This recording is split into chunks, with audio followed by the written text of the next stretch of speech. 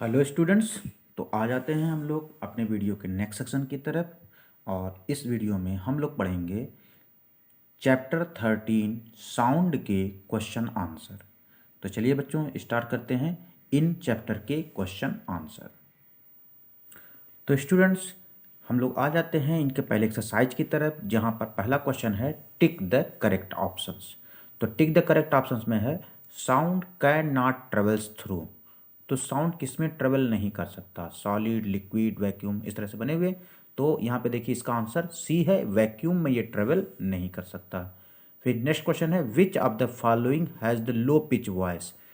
Man की, women की, किसकी वॉइस की पिच सबसे लो होती है? तो मैन की वॉइस की पिच सबसे लो होती है।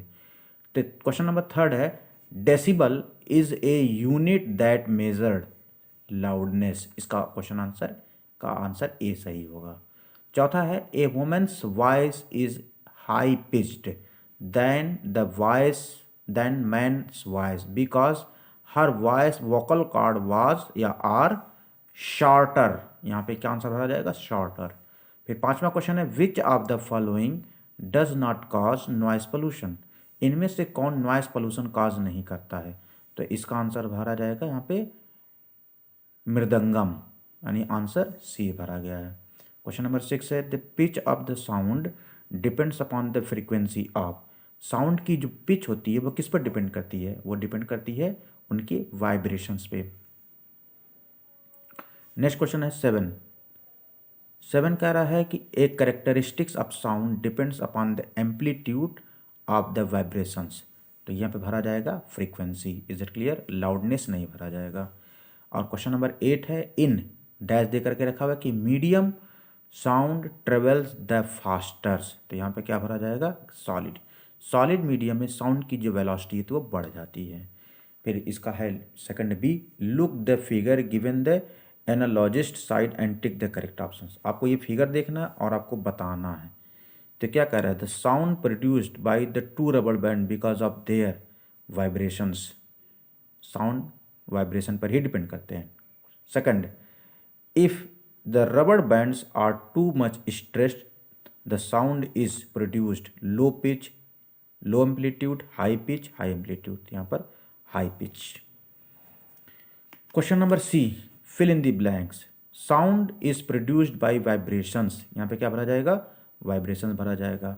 और सेकंड में है द फ्रीक्वेंसी ऑफ साउंड। तो यहाँ पे लिखा higher the frequency of sound the higher will be its pitch. अगर उसकी फ्रीक्वेंसी जितनी हाई रहेगी तो उसका पिच भी हाई होगा। C sound travels with different speed in different medium. Sound की जो वेलोसिटी होती है मीडियम पे डिपेंड करती है। अगर मीडियम बदल जाता है तो उसकी वेलोसिटी भी बदल जाती है, मतलब यहाँ भरा जाएगा different. Question number 4 quality of sound is called tone. क्या भरा जाएगा? Tone, TONE, tone. फिर है पांचवा यहाँ पे द पिन्ना। यहाँ पे क्या भरा जाएगा? Pinna, PINNA, pinna collect the sound waves and direct them into the ear canal.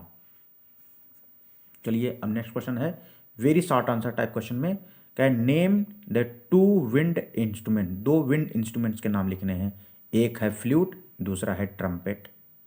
दूसरा क्वेश्चन है what is the meant by amplitude. Amplitude का मतलब क्या होता है? मैंने यहाँ लिखा हुआ है the maximum displacements of Bob from its mean position.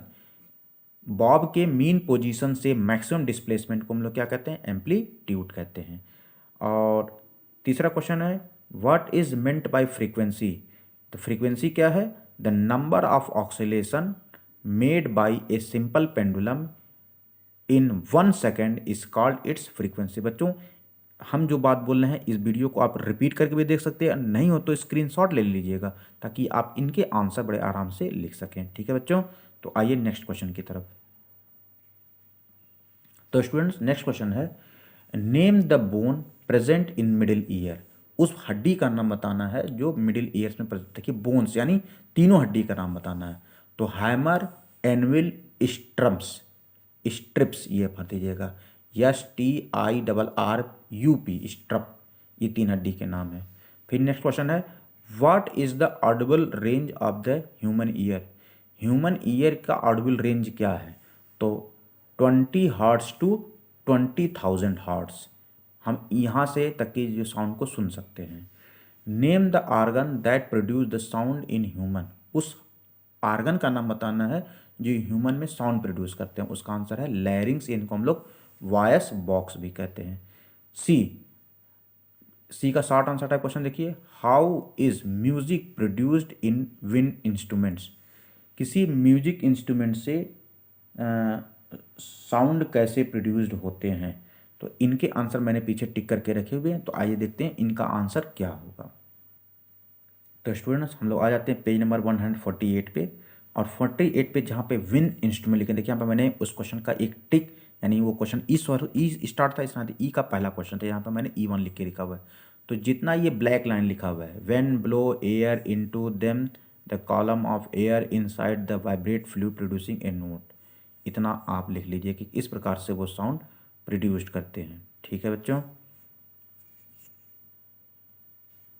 तो स्टूडेंट नेक्स्ट क्वेश्चन है, what is the relationship between loudness and amplitude of the vibrating object, loudness और एम्पलीट्यूड में क्या रिलेशन है। तो इसका भी मैंने क्वेश्चन को पीछे टिक करके रखा हुआ है। तो आइए पिछले पेज की तरफ। तो स्टूडेंट्स आप आ जाते हैं पेज नंबर 144 पे, जहाँ पर क्वेश्चन नंबर ई का सेकंड आंसर है। तो यहाँ पे देखिए मैंने एक लिखा हुआ है, loudness is directly proportional to amplitude का होल स्क्वायर, या फिर अगर आप ये इसको नहीं लिख पा रहे हैं तो यहाँ से लिख दीजिए, जहाँ से ये बना हुआ है कि loudness of the sound is directly proportional to the square of the amplitude of the vibration producing the sound. इतना आप राइट डाउन कर लीजिएगा। कौन से पेज पर, पेज नंबर 44 पे, इसको लाइन करके लिख लीजिएगा। तो स्टूडेंट नेक्स्ट क्वेश्चन है कि what happen when the vibrations are pass through the कुलाइका ऑफ द इंटरनल ईयर, जब कुलाइका के थ्रू हवा माने वाइब्रेशन पास होता है तो क्या होता है। तो इस क्वेश्चन के भी आंसर को मैंने पीछे राइट डाउन करके लिखा हुआ है। तो आइए चलते पिछले पेज पर। तो स्टूडेंट्स आप आ जाते हैं यहाँ पर, जो मैंने लिखा हुआ है E3 ये वाला, कि कुलाइका receive the amplified vibration from the three bones, the sensitive hair cells present in the कुलाइका convert the vibration into the nerve impulse. तो आप यहाँ से लेकर के ये पूरी लाइन लिख लीजिएगा। Is it clear. यहाँ पर जो है ना कन्वर्ट देम, तो यहाँ पे लिखिए convert vibration into nerve impulse. ठीक है बच्चों, तो ये क्वेश्चन नंबर 3 का आंसर हो जाएगा। और अगर आपको ये नहीं क्लियर तो पूरा जितना यहाँ से लेकर के यहाँ तक लिखा हुआ है, ये क्वेश्चन नंबर ई का 3 का आंसर हो जाएगा। पेज नंबर देख लीजिए बच्चों, पेज नंबर 147 पर। इज इट क्लियर बच्चों। तो नेक्स्ट क्वेश्चन है, name any two animal each, sorry कहाँ पे है, name animal any two animal each of which can hear ultrasonic sound and infrasonic sound. तो इसमें आपको बहुत दूर जाने की जरूरत नहीं है, सीधे लिखिए bat and dolphin can hear ultrasonic sound, और rhino and elephant produce infrasonic sound. तो आप सीधे लिख सकते हैं। ठीक है बच्चों। तो आइए नेक्स्ट क्वेश्चन 5वां, how is the pitch varies in tabla, violin and flute.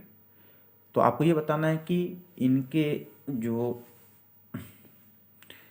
Pitch होते हैं तबला, वायलिन और फ्लूट में किस प्रकार से बदल जाते हैं। तो आइए देखते हैं इनका आंसर पिछले क्वेश्चन में होगा।